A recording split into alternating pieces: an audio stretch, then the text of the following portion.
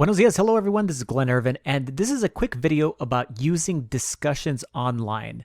Now that we're full-fledged going distance learning, how do we get our students to interact in a really positive way, in an interactive way, even in a more natural way, in these online formats?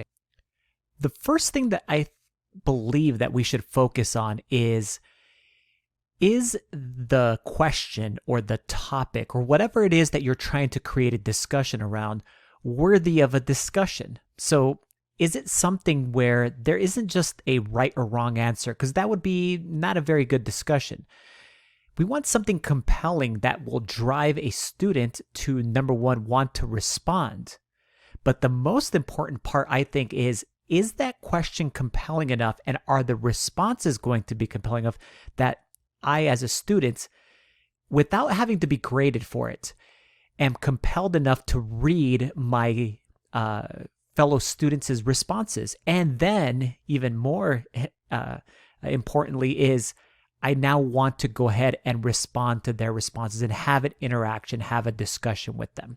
So whatever you use as the prompt for the discussion, it has to be worthy of a discussion. The second thing that I was thinking about is, have we trained our students well enough to be able to have these discussions online? And for the most part, I would say, no, we haven't. You have to spend time basically nurturing and teaching how to go about responding in this new online environment in a professional, educational way. So there's a resource that I will share that was created by Schoology, basically showing students and teaching students how to go about responding, ways to be able to agree or disagree. If you want some clarification, ways to be able to compare, ways to be able to add on to different things. And it's just a great sentence starters that actually need to be taught to students. It's just not a natural way of engaging, especially not in a positive way, in an educational way. So these things need to be taught, they need to be nurtured. And if you're going to assign a discussion, for example, in any of these formats that I'm about to describe, any of these tools, you need to also be involved in the discussion as it's happening.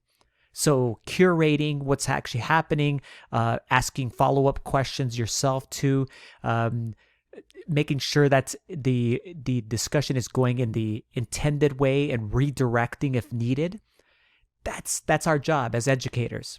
So what are some of the best tools to be able to have these types of online discussions? Since we already use Schoology, you might as well start there, and you can go add material and add discussion. And creating a discussion as far as within Schoology, super, super simple. Let me tab over here. You add a title, create a description, which I think that the description is the key here. What are the elements that you want as far as the initial response from the students? And then specific directions on what do you expect them as far as in their responses to each other? What are the expectations there? Of course, are you going to grade this is important too. There is a setting or feature that is important also where you can turn on or off the ability for other members to be able to see each other's responses. Depending upon the situation, you may want this on or off. Some people by default turn this off because they want a student to come up with their own creative response before they look at other responses, though I have seen people give the opportunity for students to see other examples so they can see like, oh, it can spark an idea in their own minds. If there isn't just a right or wrong answer, and it is something that the students are formulating or giving their own experiences about, I think that you could actually just leave this the ability for students to see each other's responses, but it all depends on your own situation. So of course, you can start with the Schoology discussion. There's a tool that a lot of people have forgotten about because it went to a paid format, but you can still use Padlet for free for a limited number of the Padlets. It's super easy to use. I have a whole entire video about how to go about doing it. You can create one in seconds, and it creates a nice discussion board in a different way than, kind of the elements that you would see inside of, for example, Schoology. Of course, one of my favorite tools is Flipgrid, and if you want to use Flipgrid for a discussion, my goodness, it's powerful, awesome. I would say that again, you want to provide examples, you want to talk. You want to be providing feedback to the students as they're going through, and then also making sure that you are there to lead the conversation in the correct direction, right? Or redirect those types of things so that you're completely involved in it too.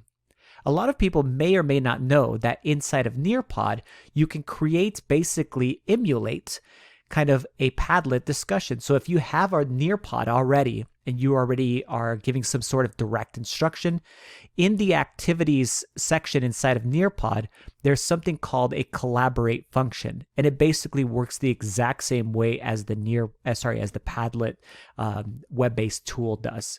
So these are ways to be able to go ahead and facilitate a great discussion with some great tools here.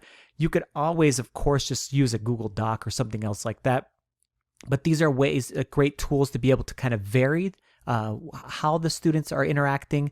And again, as long as you continue to go ahead and nurture the students and make them grow as far as in this ability to be able to do this, the responses then you get and the interactions that you get will be that much better and that much more powerful. If you have any questions, let me know. Adios.